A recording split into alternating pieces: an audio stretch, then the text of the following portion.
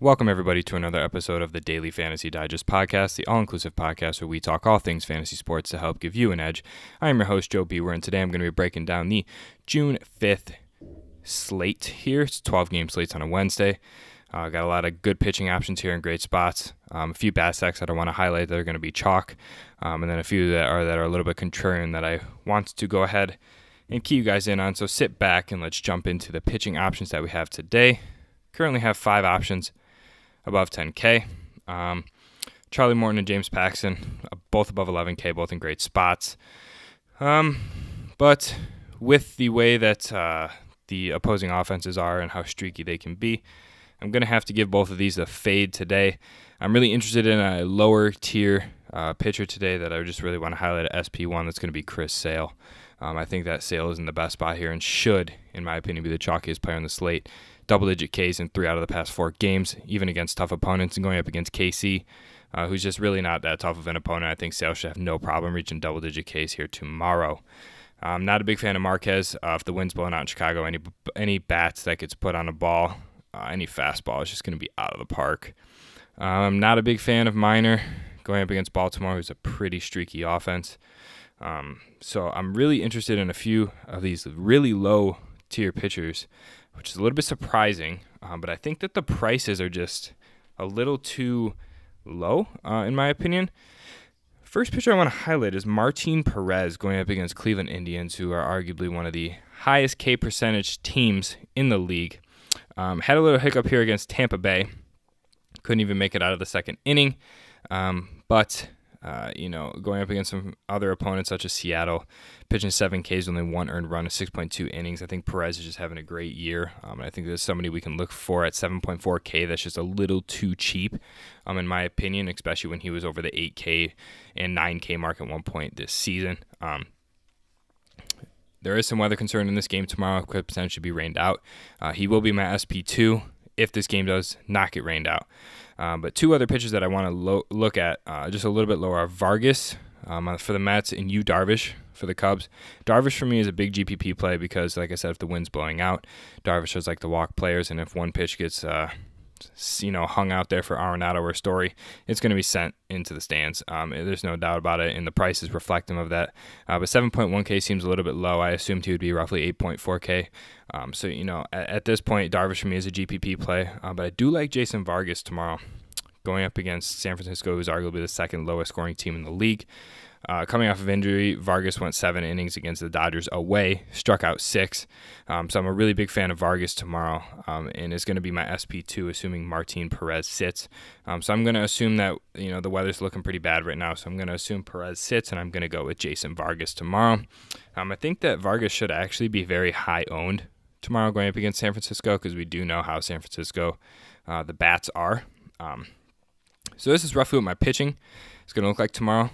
Even in cash games, I can see that both of these pitchers being viable. So I do want to outline them tomorrow as my top pitching options. Now, I do want to go ahead and get into these bat stacks. Batting, it's weird. Bat stacks are really weird tomorrow because you really have to select your high-priced bats tomorrow. So a few that I want to highlight. I'm a big fan of the Cincinnati-St. Louis game, especially the side of St. Louis. I think that Desclafani is just not in a great spot tomorrow. And I think that the bats on St. Louis are just way too cheap, particularly Matt Carpenter and Paul Goldschmidt at 4.3K. Oops, not DeYoung. Going to go Goldschmidt. The heck? All right, we'll go Goldschmidt first. Then Matt Carpenter. So I think that both of these 2 guys here are in great spots tomorrow going up against Anthony Desclafani, who just is not that great of a pitcher. We've seen the numbers from this year. He had 1 good start against St. Louis, but since then has really regressed back to sort of, the lower tier pitcher that we know he is. But I think that Goldschmidt is just in an incredible spot. He's just having an incredible year. And I think that, settling into St. Louis has just been really well for him lately. And I think that both of these bats, Carpenter and Goldschmidt, just hit righty pitching so well, especially Matt Carpenter. Usually hits leadoff which I'm hoping he does tomorrow, and Goldschmidt usually hits second or third spot. So these are really the two plays that I really like tomorrow, as well as Marcell Ozuna, if you can fit him in, depending on the pitching that you roll with. But I think that this is going to be probably my top stack for tomorrow, and rightfully so. St. Louis at home in sort of a pitcher-friendly ballpark going against Desclafani is just, something that I really want to highlight tomorrow in my lineups. So, moving on, second bat stack, which is just mind-blowing to me, is Houston Astros. I think that they're just so underpriced going up against Mike Leake, who's just absolutely terrible. A few players that I really want to highlight here. Josh Reddick, very, very good lefty, has just been incredible over the past 4 games. He's had 2 homers in the past 4, a triple in last night's game. And I think that, he's been hitting in the 3 spot lately, at hitting 308 with 7.2 average fantasy points. This has to be one of the locks of the night as far as value plays are concerned for me. Love Josh Reddick, and I really, really like Michael Brantley tomorrow, assuming he comes back into the lineup. These 2 players are just incredible for me, and I think that both of them have just such great upside that it's going to literally be hard to not play them going up against Mike Leake. And I really do think that these guys are just so underpriced and have to kind of show up with Springer, Altuve, and Correa out right now. So I really want to highlight these guys as well. And if you decide to not go Goldschmidt or Carpenter, I do like a Yuli Gurriel at 3.6K if you can fit him in. Alrighty, let's move on to 2 more bat stacks that I like. On the other side, going up against Dakota Hudson, really like Cincinnati bats. Very hard to fit them in because Derek Dietrich is pretty much one of the locks of the night.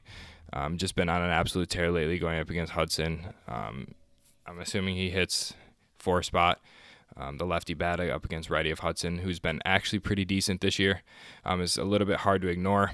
I liked Jesse Winker tomorrow. He's been on a very big cold spell lately, but he heated up back in early May. So I think that this is just something indicative of just a little cold spell, something that we can go ahead and plug in. Jesse Winker is going to be one of my plays tomorrow that I really like to sort of plug and play into the lineup. Somebody that I don't think you can really ignore when it comes to, kind of picking on the other side of the stack that I like the most. So I think that any of these Cincinnati guys are viable. Suarez and Senzel, I just think the pricing is a little tough depending on which stack you go with. But I do like a few plays from Cincinnati as well. Last stack that I really like, and I really like the Braves tomorrow, but I think this game is going to get rained out. So I'm not going to put any of these guys into my lineups because I don't really know how the weather's going to pay out. But picking on Joe Musgrove is just so easy this year.